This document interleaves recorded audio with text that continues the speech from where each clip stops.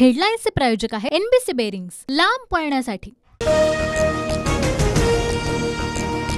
राष्ट्रवादीला भ्रष्ट पार्टी म्हणणाऱ्या मोदींनी नेत्यांवर कारवाई करावी किंवा माफी मागावी। शरद पवारांचा हल्लाबोल। संध्याकाळी 6 वाजता TV9 मराठीवर महामुलाखत।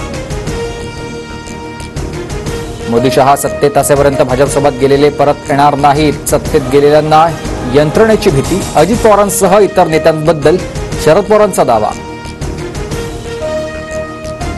पहाटेच्या शपथविधीबद्दल अजित पवारांना निर्णय चुकल्याची जाणीव झाली म्हणून 2019ला महाविकास आघाडीत पुन्हा उपमुख्यमंत्री केलं।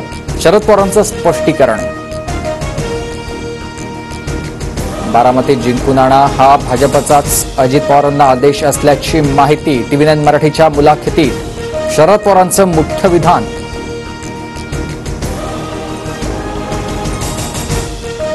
अनेक संघटनांकडून मला नाशिकातून उभं राहण्याची विनंती। उमेदवारी दिली असती तर निवडून आलो असतो।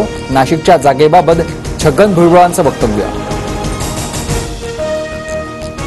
शिंदेंनी फोन करून मला शिरूरमधून लढण्यासाठी विचारणा केली होती। अमोल कोल्हेंच्या दाव्याला छगन भुजबळांकडून दुजोरा। अमोल कोल्हेंच्या दाव्यात तथ्य नाही। त्यांना आमच्या पक्षातील काहीही माहिती नाही। शिरूरबाबतच्या कोल्हेंच्या दाव्यानंतर अजित पवारांकडून स्पष्ट।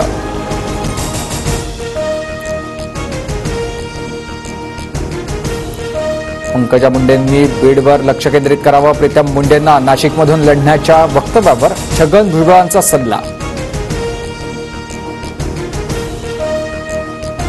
परभणीत युवकांकडून महादेव जानकरांची गाडी अडवत तपासणी।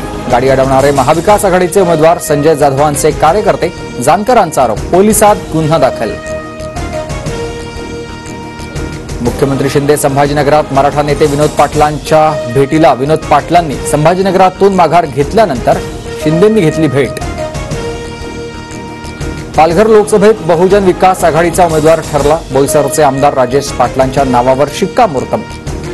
बबियाचे अध्यक्ष हितेंद्र ठाकरे। हेडलाईन्सचे प्रायोजक आहे एनबीसी बेरिंग्स, लांब पळण्यासाठी।